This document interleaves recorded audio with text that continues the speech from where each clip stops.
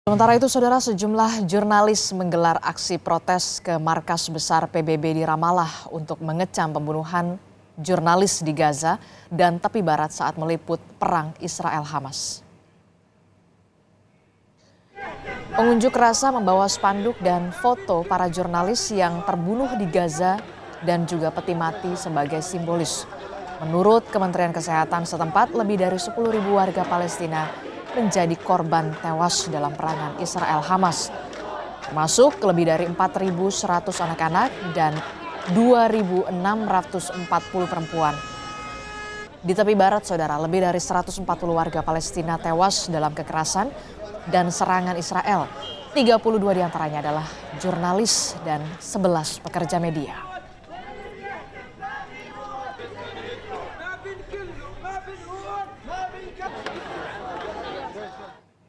Ratusan warga sipil Palestina menyelamatkan diri ke selatan Gaza untuk menghindari ancaman pengepungan Israel terhadap wilayah mereka.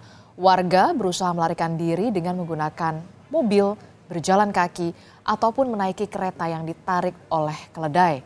Sebagian di antara warga sipil bahkan hanya membawa pakaian yang menempel di tubuh mereka. Selain untuk menyelamatkan diri, warga sipil melarikan diri ke wilayah selatan Gaza karena persediaan makanan dan pasokan air di wilayah mereka sudah habis.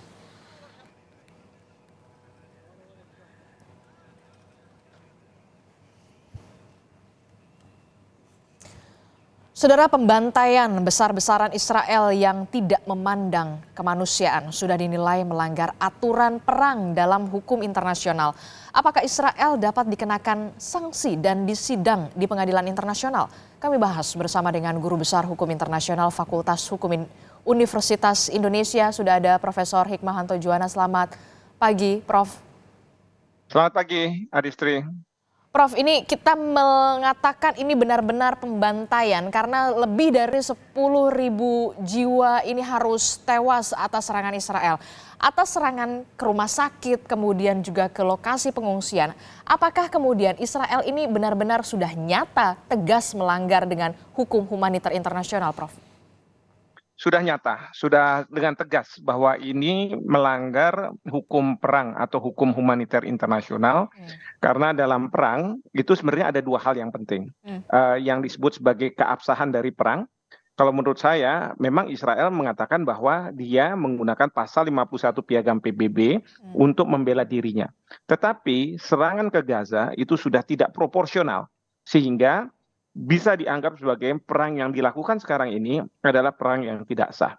Kedua, terhadap target-target sasaran-sasaran yang dilakukan oleh Israel, di mana dia melakukannya secara indiskriminat, tidak membeda-bedakan antara kombatan dengan non-kombatan. Non-kombatan ini rakyat sipil, anak-anak, ya orang tua dan lain sebagainya.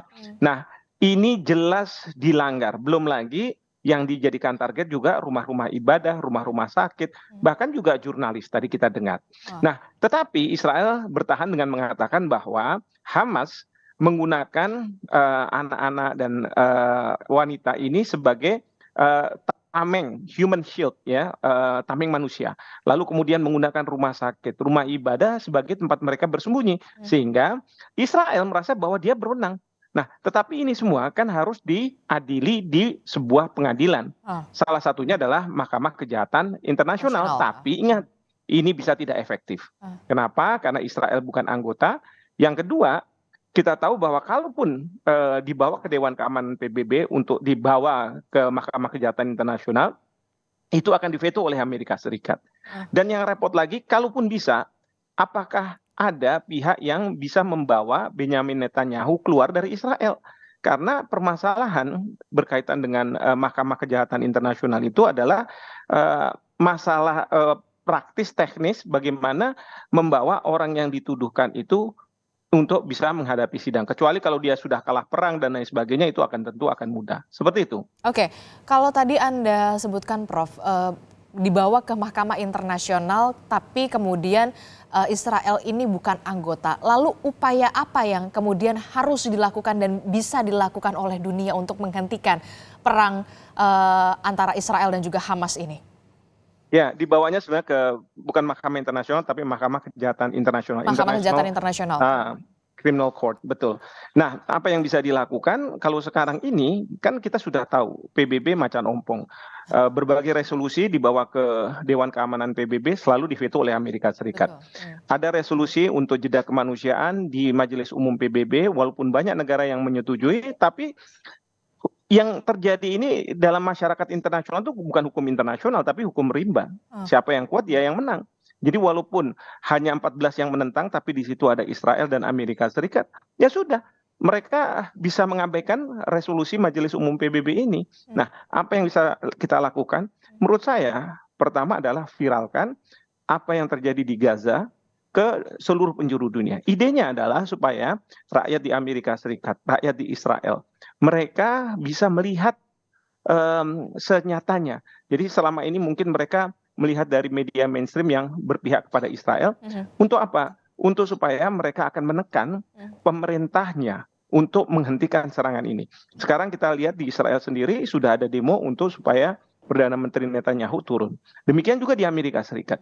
Karena Amerika Serikat ini penting, Israel tidak akan menghentikan serangan terhadap anak-anak dan lain sebagainya itu kalau dia dibenarkan oleh Amerika Serikat. Nah, ini Amerika Serikat dalam posisi bahwa mereka membenarkan tindakan Israel berdasarkan hak untuk membela diri Israel. Nah, ini yang kita harus sampaikan kepada rakyat di sana bahwa ini tidak benar. Yang kedua, saya selalu mengatakan seandainya Bapak Presiden bisa mengontak Presiden Joe Biden secara langsung, mengatakan konsekuensi kemanusiaan apabila perang ini terus dibenarkan oleh Amerika Serikat. Amerika Serikat melalui Presiden Joe Biden harusnya minta supaya Israel segera menghentikan serangan terutama yang mengenai rakyat sipil, rakyat tidak berdosa, rakyat yang tidak pernah menaikkan kontrak untuk mati dalam rangka perang gitu. Nah, ini yang harus dilakukan. Demikian.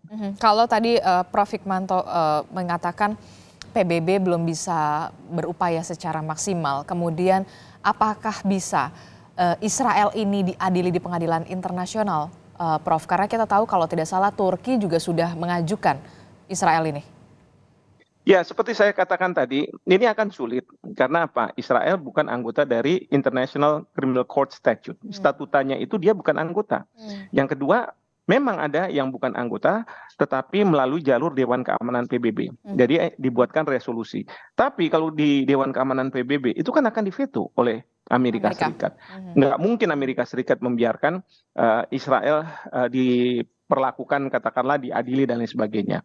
Nah, yang ketiga, kalaupun ini semua bisa, katakanlah Presiden Benjamin Netanyahu sedang keluar negeri lalu ditangkap, lalu dibawa langsung ke Mahkamah Kejahatan Internasional.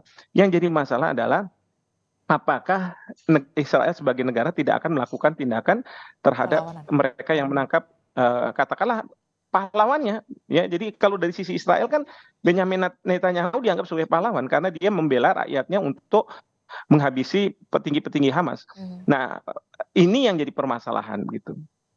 Oke, jadi salah satunya yang tadi Anda sebutkan adalah viralkan kejadian yang sebenarnya terjadi, yang terjadi di Palestina, kemudian Israel ini menyerang rumah sakit, anak-anak dan juga perempuan, supaya kemudian mata dunia benar-benar melihat mana yang benar begitu, termasuk juga warga Amerika dan juga warga Israel sendiri ya, Prof ya? Betul sekali, betul. Jadi itu yang kita bisa lakukan. Kita sudah melakukan demo juga untuk menunjukkan bahwa warga dunia tidak setuju apa yang dilakukan oleh Israel, tapi kita tidak boleh berhenti. Jadi harus kita viralkan juga akibat serangan yang dilakukan oleh Israel terhadap anak-anak, wanita, orang tua, mereka yang tidak berdosa. Bahkan juga menunjukkan rumah sakit, rumah ibadah diluluhlantakkan. Memang serangan udara bagi Israel ini penting untuk melemahkan kemampuan untuk menyerang. Tapi mereka tidak puas kalau belum menangkap petinggi-petinggi Hamas. Oleh karena itu sekarang ini dimulai serangan darat. Dan kita tahu Perdana Menteri Israel mengatakan bahwa akan ada ya semacam jeda, bukan kemanusiaan sebenarnya, jeda untuk memberikan kesempatan pasokan makanan, mungkin obat-obatan untuk masuk, tapi cuma 1 jam. Iya, Dan terbatas. Ya, terbatas. Ini menurut saya sih bukan bukan apa namanya yang kita harapkan, dunia harapkan. Mhm, Karena yang kita perlu selamatkan adalah rakyat tidak berdosa mhm, di Palestina, khususnya di Gaza. mhm, mhm. Terakhir, Prof, pesan untuk pemerintah yang hingga kini kita tahu ini masih aktif untuk mendukung Palestina. Bu Menlu, Bu Retno Marsudi, kemudian juga kemarin kita sudah melihat bagaimana pernyataan dari Presiden Joko Widodo. Cukupkah itu? Ya, saya berharap bahwa sebenarnya apa yang sudah dilakukan sudah bagus ya. Saya harus apresiasi itu, tetapi belum bisa menghentikan serangan Israel. Mhm, Nah, jadi sekarang yang harus dilakukan adalah Bapak Presiden ini kan akan keluar negeri, akan ke Amerika Serikat, bahkan juga akan menghadiri sidang OKI.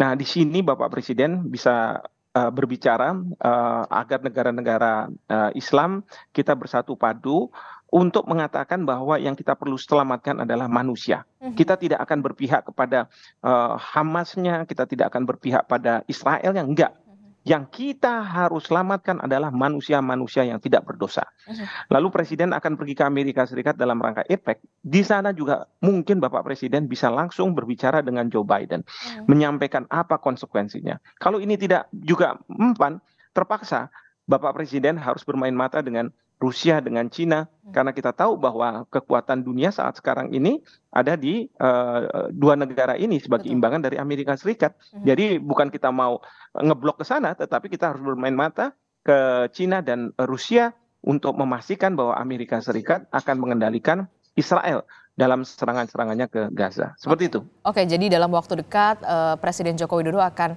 menghadiri forum-forum internasional. Ini menjadi kesempatan Presiden Joko Widodo untuk mengingatkan kembali kepada dunia, khususnya kepada pemimpin-pemimpin negara, bagaimana kemudian peperangan ini harus segera diselesaikan supaya tidak ada lagi korban jiwa yang berjatuhan karena kita berpihak kepada kemanusiaan. Tentu saja perang Betul. ini harus dihentikan. Terima kasih Guru Besar Hukum Baik, Internasional Fakultas Hukum terima kasih. Universitas Indonesia, Hikmahanto Juwana telah bergabung bersama kami. Selamat pagi Bapak. Selamat pagi.